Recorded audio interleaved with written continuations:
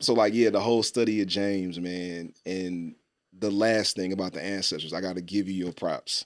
You catching all of this hell right now from Christians about you talking about Jesus is in the way of the appreciation for the ancestors. I'm telling you, that shit convicted me when I saw it. And I've been into ancestor veneration for years now. So like, and I also realized how I was doing it before I became comfortable with the terminology because it's just in us, it's who we are. But when you said that, you was like, it's the blood of your ancestors that's the reason you here. And I was like, oh shit, he got such a great point. And I just felt inspired. I rewrote a song of the church to emphasize the blood of my ancestors. So, you know, there's a song that most of us know, the blood that Jesus shed for me way back on Calvary. I seen your song. You saw it? Yeah. That was you. I was like, oh. That was you. Man, pop that. You inspired that. For real. I watched your video and I was like, yeah, how can I venerate the blood of my ancestors? And a lot of times, the songs that we sing about Jesus can easily be shifted to make them more expansive, because I see Jesus as a spiritual ancestor. For sure.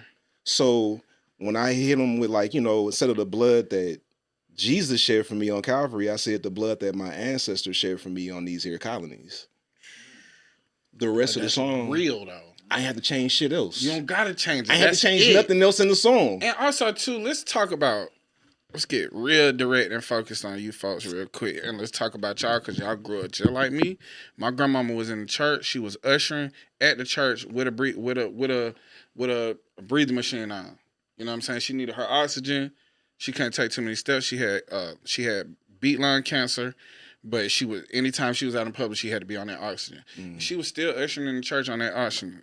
And I'm gonna tell you, just like your grandmama had that piano in her house with all her loved ones' obituaries on there and all her folks from past, that's an altar. Bro. If you go in your granny house right now and all your relatives that done passed on is sitting up somewhere, specifically in that house, being honored, where you can't miss them. They ain't hidden off in the corner. They right there in the front. That's an altar right there. That's honoring your ancestors. That's veneration of your ancestors right there. Yep. Easily. All them obituaries. They don't throw no obituary away. I found a Coke bottle with my mama's name on it. Filled it up with water, put it on my dresser. And then I found a Coke bottle with my name on it, filled it up with water, put it on my dresser. And that's our space together. We've been doing ancestor veneration in so many different ways. Like, you know, I'm from Cali, so the hood niggas be the dead homies. Come on, bro. That's ancestor veneration. Libations for the dead homies. That's ancestor veneration, man. Yes. We've been doing it. We just haven't been doing it by name. When somebody passes away and then we get their ashes and put them in a charm and wear them around our neck, that's ancestor veneration. When the street nigga, his homeboy died and he put his picture in a picture chain and surrounded by diamonds, same thing. We put him on the shirt and we wear the shirt around. Like it's in us, bro. Yeah. We can't. Because we understand it, but it's something about that word ancestor. It trigger a fear in us that, damn, these white folk gonna see me putting on.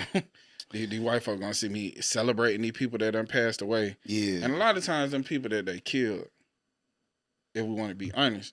And I think that the fear of returning, but we don't understand that throughout slavery, there was a lot of using the Bible to practice our already established spiritual beliefs and practices, right? This is where you get the voodoo from. This is where you get the hoodoo from.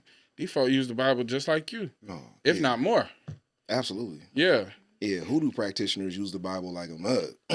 They way more in that Bible than you. Yeah. Absolutely. And it's like, the thing about ancestors is, again, fundamentalist theology. And I use the term fundamentalist because I don't like to restrict it to Christianity, even though in our context, that's the primary form of fundamentalism that we see. This very rigid commitment to a very specific set of rules and regulations. And if you color outside of those lines at all, you're outside of the will of God or outside of the will of your community. So in fundamentalist theology, fear is such a motivator, is such a factor. And fundamentalist Christianity literally threatens your life. Just think about that, right? You're constantly under the threat of spending eternity in a torture chamber.